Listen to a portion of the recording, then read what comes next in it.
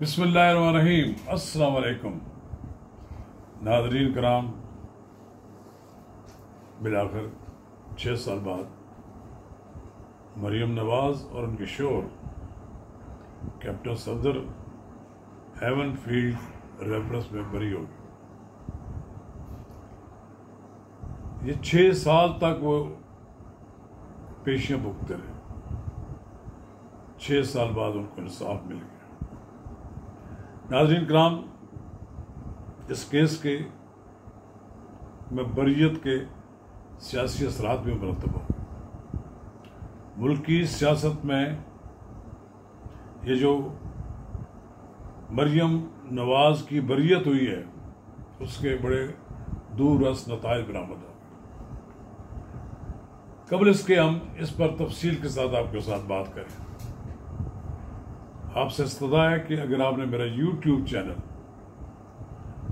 नवाज रजा के साथ अब तक सब्सक्राइब नहीं किया तो बराए करम इसे फौरी तौर पर सब्सक्राइब करें। नाज़रीन कराम,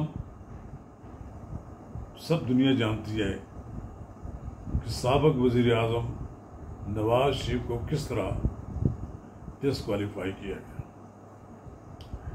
एक बहुत बड़े प्लान के तहत उनको मुल्की सियासत से आउट किया गया। नवाज शरीफ के मुकाबले का मुल्क में कोई सियासी लीडर नहीं था। उनकी मकबूलियत को ना इमरान खान छू रहे थे और ना ही कोई और साहब। फिर हुआ ये कि उनको सज़ा भी दे दी गई और वो सज़ा काटने के दौरान फिर शदीद अलील हो गए, फिर बाहर चले गए। लोगों ने उनकी अदालत का मजाक उड़ाया। अल्लाह ताला ने उनको सेहत दी। मरियम नवाज पाकिस्तान में रही, बाप और बेटी दोनों जेल रहे।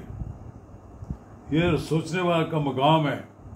इस मुल्क में मरियम नवाज की तरह बेनज़ीर भुट्टो भी जेल काटी है, नुसरत भुट्टो ने भी जेल काटी है। पाकिस्तान की सियासत में ये एक रवायत कायम की गई कि बाप के साथ लोगों का झगड़ा था, उन्होंने बेटी को भी सजा दी क्योंकि बेटी बाप की जगह ले रही थी। आज 6 साल बाद इस्लामाबाद हाई कोर्ट से उन्हें इंसाफ मिल गया। लोग कहेंगे कि शायद को मैनेज हुआ है इंसाफ, मैनेज नहीं हुआ। इस्लामाबाद हाई कोर्ट के जज ने बार बार पूछा नैब से कि आपके पास मरियम नवाज के खिलाफ क्या सबूत है। पहले तो कानून यह था कि मुल्ज़म साबित करे कि वो बेगुनाह है। अब तो इस्तिगासे को साबित करना था कि आपके पास क्या। बार बार पूछने के बाद नैब कुछ सबूत पेश करने से आ रही रहा और बिलाखिर अदालत ने फैसला ही देना था। सो मरियम नवाज बरी हो गई है। कौमी असम्बली का इलेक्शन लड़ने की अहल हो गई है।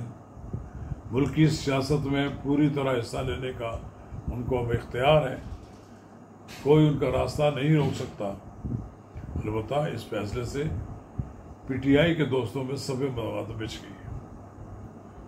उन्हें नजर आ रहा है कि मरियम नवाज अब पूरी कुव्वत के साथ मुल्क की सियासत में हिस्सा लेंगे। उनको अब ये भी नजर आ रहा है कि अगर मरियम नवाज वाला केस इतना कमज़ोर था, खारिज हो गया है, तो नवाज शरीफ की बरियत भी दूर नहीं है। एक लिहाज से तो यह को सच की जीत है। बहुत कम ऐसा होता है कि अदालतें किसी के हक में इस तरह फैसला दें।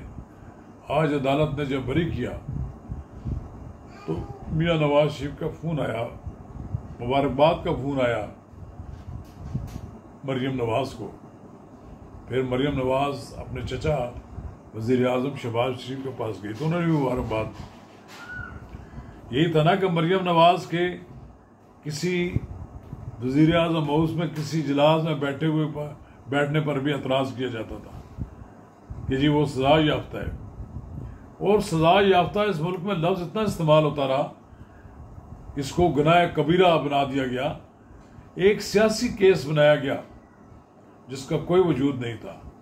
पाकिस्तान में इमरान खान ने अपने सियासी मुखालफिन के खिलाफ सियासी केसेस बनाकर दीवार से लगाने की कोशिश की ताकि वो मुल्की सियासत में कोई किरदार अदा ना कर सके। अकेला रांझा गलियों में फिरता रहा। उन्होंने कहा कि कोई आदमी मुझे चैलेंज करने के लिए ना हो। अब भी वो यही चीखें मारा है और अब भी वो शोर शराबा कर रहे हैं कि फलां को की जमानत होगी, फलां बरी हो गया। भाई आप जब थे आप नहीं किसी को बरी होने दे रहे थे ना, आप इंसाफ की आप रुकावट थे। अब अदालतें अगर इंसाफ कर रही हैं तो आप बर्दाश्त करें। क्या आपकी जमानतें नहीं हुई? क्या आपके खिलाफ बनाए गए केसेस खारिज नहीं हुए? दहशत गर्दी के केसेस खारिज नहीं हुए? आप इलेक्शन कमीशन में पेश होने के लिए तैयार नहीं। आप कहते थे जनाब मैं माफ़ी नहीं मांगूंगा, फिर आपने ना सिर्फ माफ़ी मांगी बल्कि घुटने टेक दिए, सरेंडर कर दिया अपने आप को। जनाब इमरान खान साहब आप बड़े लीडर हैं, बड़ा दिली से खैर मकदम करें। आप एक स्टेटमेंट जारी करें कि मैं मरियम नवाज जो कि मेरी सियासी अपोनेंट है, पॉलिटिकल अपोनेंट है, इस वक्त मुल्क में इमरान खान का मुकाबला करने वाली वही वाहिद लीडर रह गई हैं जो जलसे कर रही हैं, जो उनको चैलेंज कर रही हैं, उनकी राय का खैर मकदम करें। बड़ा लीडर इस तरह ही होता है कि वो इस तरह के माहौल में वेलकम करता है, अपने मुखालफिन को वेलकम करता है। बहरहाल इमरान खान तो रोए धोरा जा रहा है। आपके बयानिया जो है उसका भांडा तो फूट ही चुका है। आप कहीं के नहीं रहे। आपके इस आइडियो लीक के बाद लोगों को पता चल गया कि अमेरिका वाला जो आपने खेल खेलते रहे मुल्क की सलामती के साथ, ये खेल नहीं है, ये क्रिकेट का मैच नहीं है मेरे कप्तान, ये सियासत है। इससे मुल्क की सलामती के ताल्लुक रखते हैं। आप हर जगह टर्म यूज़ करते हैं, खेल की, आउट करने की और बॉल करने की, पता नहीं क्या क्या। ये बॉल करने का, ये खेल खेलने का, ये विकेटें लेने का खेल नहीं है। ये कौमी सलामती से मुतल्लिक ये मामलात हैं। जिस मुल्क की सलामती खतरे में पड़ जाए, आप इस तरह की बातें करते हो तो फिर आपको तो हटाना बनता था उनका। और फिर आप सारा इल्ज़ाम कभी अमेरिका पर लगाते थे, कभी फिर एस्टेब्लिशमेंट पर लगाते थे। आपको 174 वोटों के जरिए वोट आउट किया गया और वो बहुत से लोग तो आपके रवैये की वजह से किए। ये जो 25-30 अरकान हैं जिन्होंने पीटीआई से बगावत की, राजा रियाज जिनके सरखेल हैं, ये क्यों लोग चले गए? आप इनके साथ मोहब्बत साथ पेश आते हैं, इनके साथ रौनक के साथ पेश ना आते तो शायद कोई भी आपका साथी आपका साथ छोड़ने के लिए तैयार नहीं होता। बड़े अहम बात यह है कि अब मुल्क की सियासत में मरियम नवाज की बरियत के मुस्बत असरात पर अतबा होंगे। मरियम नवाज ज़्यादा खुलकर मुल्क की सियासत में अपना किरदार अदा करेंगे और फिर कोई वक्त वो दूर नहीं है कि मियाँ नवाज शरीफ भी पाकिस्तान में कोर्ट के सामने अपने आप को सरेंडर करने के लिए आ जाए। केस कमज़ोर है। अगर अरशद मलिक का जो वीडियोज़ हैं सबको सामने लाया जाए तो केस तो ख़त्म ही हो जाता है। जिस तरह मियाँ नवाज शरीफ को सज़ा दी गई, सज़ा दिलवाई गई, सारी दुनिया जानती है कि ये एक प्लान था कि इमरान खान को लाने का। अब सब ने मज़ा चख लिया इमरान खान साहब क्या ने। अब वो जो इक़्तिदार से महरूम हो गए हैं तो चीख रहे हैं, चिल्ला रहे हैं, रो रहे हैं। मैंने कहा कि इमरान खान साहब आप बड़े लीडर हैं, आपको शिकस्त हुई है पार्लियामेंट के अंदर तो आप पार्लियामेंट में रहकर मुकाबला करें। आप पार्लियामेंट से ही भाग गए और फिर 5 माह बाद आपको ख्याल आया कि क्यों ना पार्लियामेंट वापस ही चले जाएं। हम अब कह रहे हैं बार बार मैं आऊँगा, मैं आ रहा हूँ और मैं आऊँगा तो फिर तूफान की तरह सबको भाग कर ले जाऊँगा। वो भी कह रहे हैं हमने तो तैयारी पकड़ ली है, खान साहब आप ज़रा डेट दें। खान साहब सितंबर की डेट आप देते थे ना, सितंबर भी गुजर गया।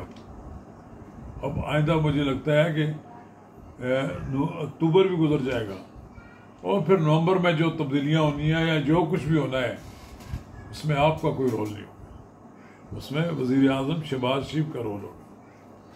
बस खेल आपसे ख़त्म हो गया। आप जो खेल खेलना चाहते थे वो तो खेल ख़त्म हो गया। अब खेल उन लोगों के हाथ में आ गया है जो आपके अपोनेंट्स हैं। अब वो सारे फैसले कर रहे हैं और आप देख रहे हैं कि उनके फैसलों के मुस्बत असरात मरतब हो रहे हैं। आप नहीं चाहते थे ना कि आप चाहते थे, आप ताने देते थे ना कि इसहाक डार यहाँ से भाग गया। इसहाक डार भी आ गए, कौमी सेनेट के मेंबर भी बन गए और बाकी वजारत ख़जाना का कलमदान भी संभाली है। अब मरियम नवाज की बरियत हो गई है, कैप्टन सफदर की बरियत हो गई है। अब उसके बाद नवाज शरीफ की बारी है। नवाज शरीफ भी आने वाले हैं। आप नवाज शरीफ को वेलकम करें, वो आपको वेलकम करेंगे। मुकाबला टक्कर का होगा। आप देखेंगे मैदान सजेगा तो सारी दुनिया देखेगी। शुक्रिया।